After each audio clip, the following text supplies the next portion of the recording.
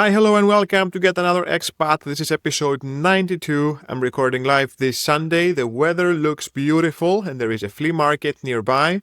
So I will bring you some interesting news, updates, what's going on here and to the world, and then I will walk in the sunshine and go treat myself with something. Let's get going. First topic of the day, how to do with Google reviews, especially in Germany.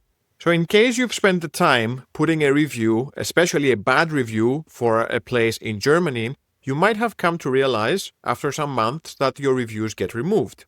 And this is a pattern. In Germany, there is a special defamation law that allows companies to claim that a one-star review is basically defaming the store, which technically is true, but then that has forced Google to remove all the bad reviews if someone does the effort to do the legal claim to remove it. Now, apparently a lot of stores in Germany, especially in Berlin, do this as a standard practice. They remove any bad reviews by using this loophole of the defamation law that applies apparently to Google reviews. The law wasn't made for Google reviews. It was made for real defamation, not reviews. But anyway, so this is a bad situation, and it hurts the fairness, the transparency of the review system. So Google, after years of complying to this, has now done an interesting update. When you look at the store in Germany, next to the rating, you will now see a small window that says the number of reviews that were removed because of the defamation law. So basically, they're not adjusting the rating of the store, right? It could still be a 4.7 store. But Google will now let you know that 200 reviews were removed from this store based on defamation law. And this is a very smart way for them to stay compliant because they need to follow the defamation law and remove them, but also help the users get a more fair idea about what's going on with the reviews in the store.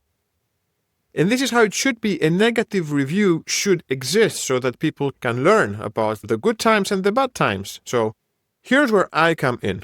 I build a Chrome extension that every time you go to a German place and look at the reviews, it will grab the number of the reviews that have been removed and calculate it back into the score. So for example, if you're looking at a restaurant that has a 4.7, but then Google says below that we had to remove 100 reviews based on defamation laws, then my extension will grab that 100, it will assume that those 100 reviews were bad reviews, and then it will adjust the score of the place. So this is it. I made an extension that when Google shows that we removed these many reviews, my extension counts those reviews back, and it counts them as one-star votes, the worst case on Google scale, and tells you what the rating would actually be if those reviews had not been removed. So a 4.8 will turn into a 4.6. It doesn't sound like much, but stack hundreds of removals and the place can drop by a star. It's free, it's open source. It is now on Google Chrome extensions. It's called Fair Rating for German Reviews. I will put a link in the description. And I'm also making a Firefox extension for it. And how did this all happen? There was a Reddit thread announcing that Google finally is telling people how many reviews were removed in the business pages next to the rating of a place. People on Reddit were super happy because this has been a way that many stores just productize removing every one-star review and staying at these very high ratings, but they're not really providing the equivalent level of service. And one person in the comments said, "Oh, I wish there was a way to actually adjust the rating of the stores based on how many reviews they forced Google to remove." And I grabbed that and I thought, oh, this is a fun idea for an extension. And then I went to my best friend of this time, which is Claude, and I started prompt coding or vibe coding or whatever you want to call it. And now I have a fully published extension that people are using. I made a Reddit post about it and a lot of people are downloading it. So maybe this becomes a thing. It's an open source tool and the idea is just to help people be informed in a more fair way. Now, it doesn't work on mobile, so that sucks, but it works in browsers.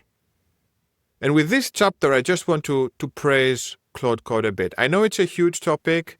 What will the AIs take over all the service jobs? And maybe all of us need to go and farm some land in a few years, buy some sheep and grow tomatoes, which I wouldn't mind.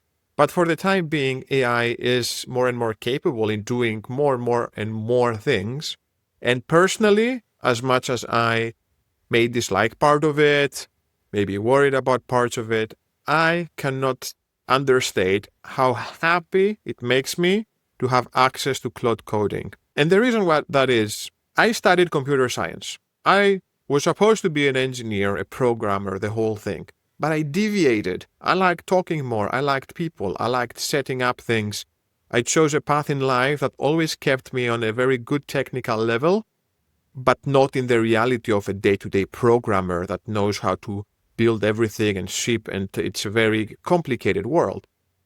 So in the past 10 years, in all the things I'm doing professionally, it always was in the back of my mind a bit of a sadness that I don't have the skills to be able to create. I love creating. I'm spending my time, hours, and a lot of money on making this podcast for absolutely no profit.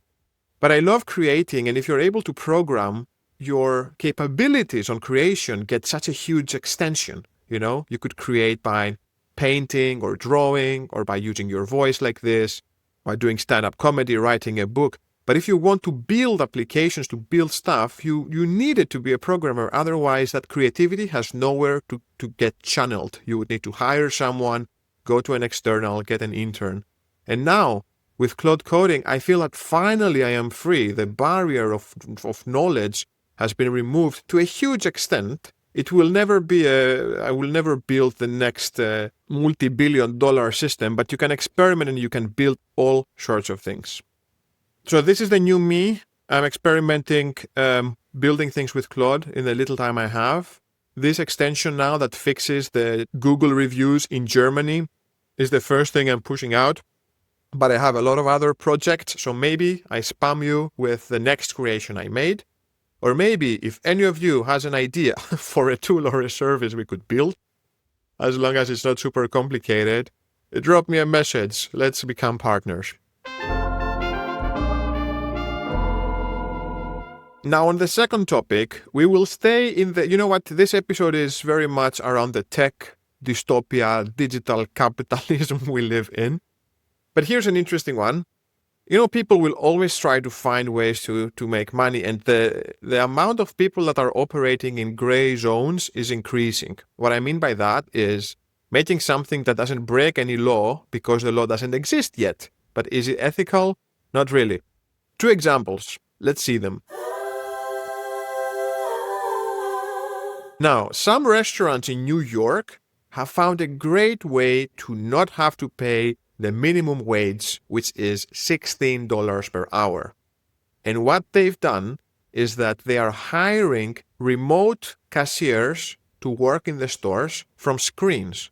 So imagine you go to a restaurant and instead of, you go to pay and then you just talk to a person that's in a screen in order to order, in order to pay. And these people, they are working remotely from places like the Philippines and they are paid $3 an hour. So this is a very smart and super ethically ambiguous hack.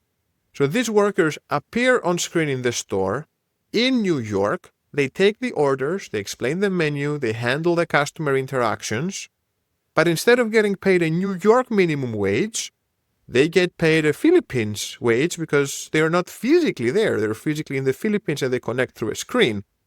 So since these workers are located outside of the US, the local labor law cannot apply in the same way. And of course, the evil geniuses that thought of this, they're saying that this helps restaurants, to manage the rising costs of rent and inflation. But of course, you could also argue that it is reducing local job opportunities and it is lowering wage standards over time. So this is a new model, but it does show how businesses are starting to use remote work, even for customer-facing roles, with the pure goal to maximize profits. Now, would I prefer if I'm talking to an AI in that store instead of a person in the Philippines? I would still take the person. But the inability of law to quickly adapt to all these loopholes, gray areas, and hacks that the technology is bringing is a very interesting one. And what if in that screen there was a child working? The labor law of the US is not applied. So who would be able to stop something like this? I don't know, way too many questions. I don't understand how this business model is real and is working and it's not illegal yet. And companies are able to do it. But this is a new form of the digital reign of capitalism being upon us.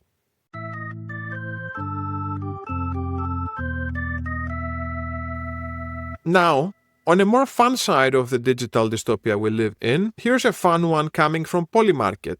We've talked about Polymarket before, so I'm not going to repeat myself. It's where people can make all sorts of bets in a very unethical and in many countries illegal way. But I want to talk about two examples of this betting craziness, because there's a lot of insider trading going on there, because you can set any bet you want. So if I were to set the bet, will I wear red shoes or blue shoes, and people are voting, I can also just, take a vote and decide what shoes I put.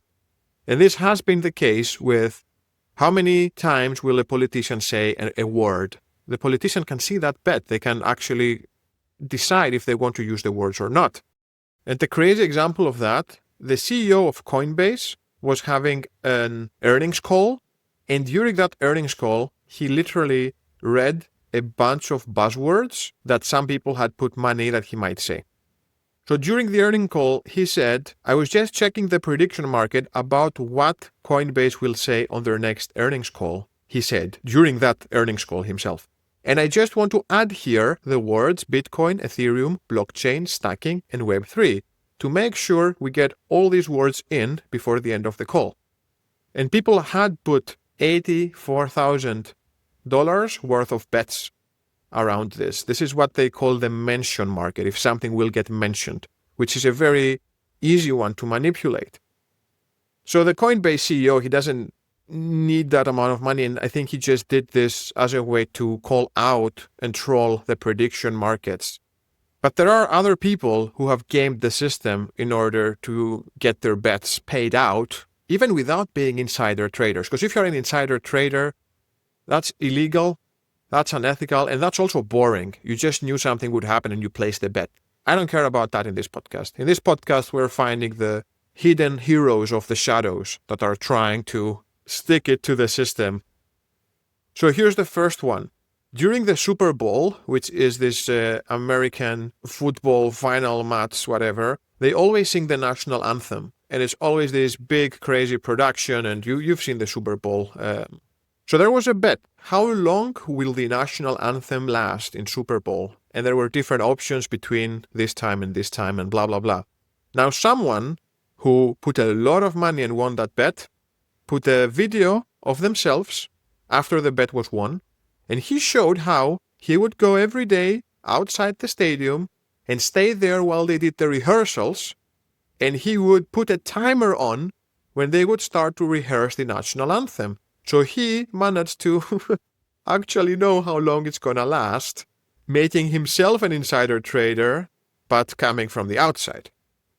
Now I have a second one that's even more weird I wanted to share here. In Polymarket, they also bet a lot on the temperature. Will the temperature tomorrow exceed 17 degrees? Will it hit this? And for every major city, there is an active bet on how high the temperature will get.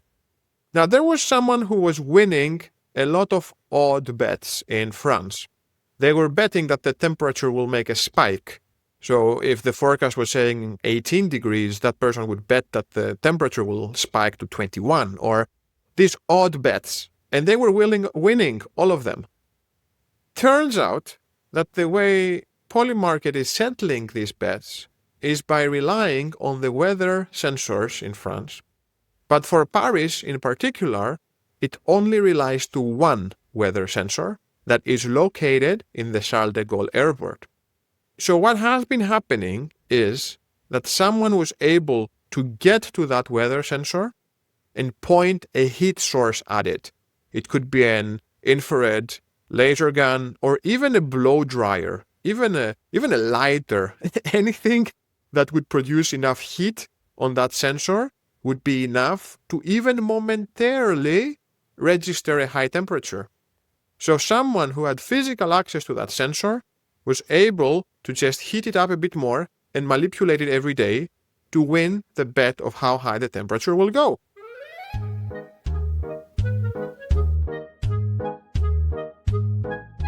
Now I'll keep this episode short. One more piece of news for Berlin, as we now have a bit more audience coming from Berlin. The Ryanair is closing down its Berlin airport base because the costs are increasing and Ryanair doesn't want to pay for that. I think there is a 10% increase from last year to this year. And this retreat of Ryanair, it broadens the crisis of German aviation because the budget competitors like EasyJet, Wizz Air, and Ryanair, they have reduced capacity a lot. There is a national ticket tax that recently doubled in Germany that is putting a lot of stress on these airlines. And now the government is thinking to maybe partially lower the aviation tax in July, but it's going to be too late. And the carriers warn that that would still make it inadequate for them to operate. And what's the point of this? I mean, Berlin is the capital of Germany and it's one of the least connected cities. And this withdrawal, it limits the regional connectivity and will drop Ryanair's local passenger volume. So the flight availability will become a bit worse and likely prices will increase because with less competition, whoever is left can play more ball. The last announcement is a personal one. You don't care about it at all, but this podcast is also my life. So I think I'm going to shave my head. I have a balding front part that has become very annoying, and I basically need a haircut every few weeks so I don't look like like the airport that Ryanair will not be using anymore. One big lane in the middle of my head. And I have decided it is time. There is also a Reddit community called, I think, Bald, I don't know. And half of the posts there are people showing their heads and asking, is it time? ? And the question is it time for me to just shave my entire head and enter the bald world? And the replies after each of the submission is, it's time, brother, join us. So I'm not even subscribed to it, but I think it found its way to me. I didn't post my head. I know that eventually it would be easier for me and for the world to just shave everything. So this is what will happen likely today. I'm keeping my beard, so I will be one of these people. I hope my face doesn't look too threatening with my scalp out there and a big beard around, but this is how it's gonna be. Now, thank you for joining. Thank you for listening. If you're considering to put the fair rating extension to make Google Maps ratings for German businesses show their true colors to you, you can find the link in the episode description. I wish you a lovely sunny week. I thank you deeply, deeply for subscribing to this podcast and listening to the weird news, thoughts, and stories every week. It means a lot. And I will see you in the next week. Until then, ciao!